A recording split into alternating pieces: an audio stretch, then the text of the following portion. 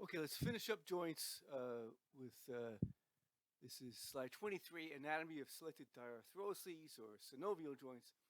The jaw membrana or temporomandibular joint is a very complex joint, combination of a condylar hinge and plane.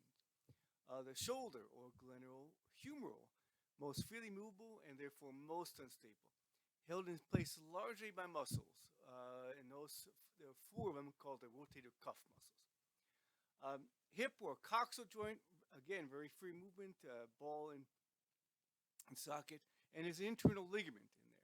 And then knee or tibiofemoral, the most complex joint in the body with special structures called menisces, cruciate ligaments, which are internal ligaments, and a patella or kneecap. Okay, here on slide 24, the temporomandibular joint, um, and it's and see how complex.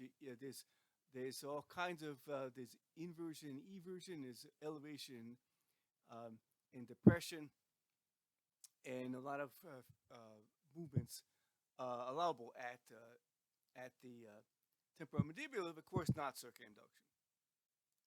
Here's the glenohumeral or the shoulder joint. You can see all the there's bursa around it, lots of ligaments, and um, and you can see how unstable a joint it is and how freely movable it is because of very little bone-to-bone contact. A little bit of the tip of the humerus with the glenoid cavity, a little bit with the acromion, but mostly it's held in place, stabilized by these muscles, except for down here with articular capsule, so in your armpit. So if your shoulder is ever going to be dislocated, it will be done so down into your armpit. Here's the hippocoxal joint on slide 26. Again, you have a lot more bone-to-bone contact, and you've got an internal ligament here, which attaches the head of the femur, the trochanter, uh, to the acetabulum. And so it's a much more stable joint, but still really freely movable. Not quite as freely movable as the shoulder, but still freely movable, and it's a ball and socket. Then on slide 27, we move to the uh, uh, tibiofemoral joint or the knee. And notice that it's called tibiofemoral because it's just the tibia and the femur. The fibula has got nothing to do with the knee joint. It does have a big lot to do with the ankle joint. It's one side of the ankle joint, but it really has nothing to do with the knee joint. And it's a really complex with two internal ligaments called the anterior and posterior cruciate ligaments. And you've probably heard of these from football players. This is the most common injury in a football running back is tearing the ACL.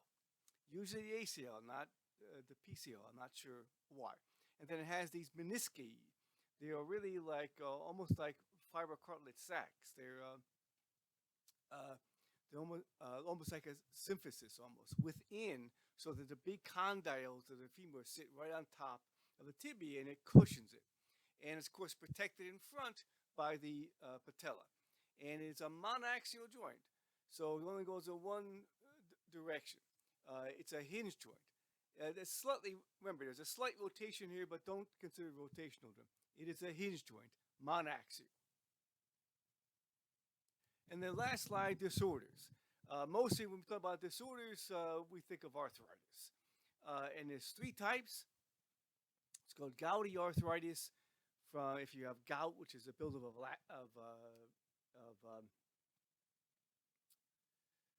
or what is it?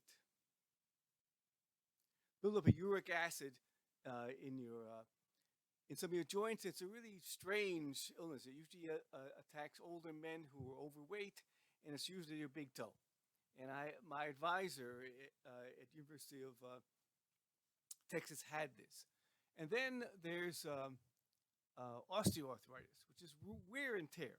Just after years and years of using the joints, they start to wear out, just like everything else in older age.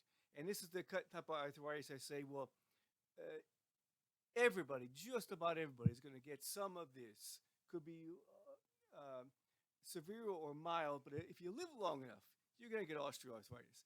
And I have, and I lost my hip to osteoarthritis. And then there's rheumatoid arthritis, which is the attacking of joint tissue by your own body. It's an autoimmune disease. And it's much more serious than the others, and it starts off really early in life, where the osteoarthritis usually is much later in life. And it's quite but there are treatments for it.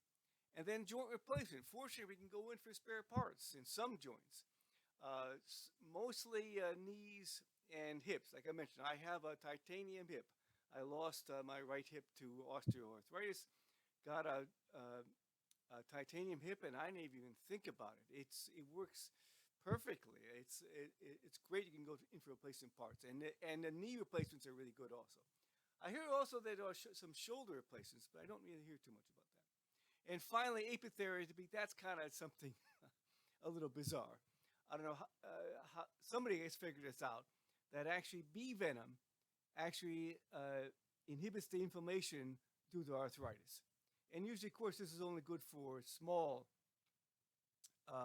joints, like your metacarpal phalangeal joint, where if you have arthritis in it, or your saddle joint, your thumb, you can go out if you have bees, you go out, find a bee, get a couple of stings around there, a little bit of pain in the morning, and then the rest of the day, no pain from arthritis. It's strange. Nobody knows how it works.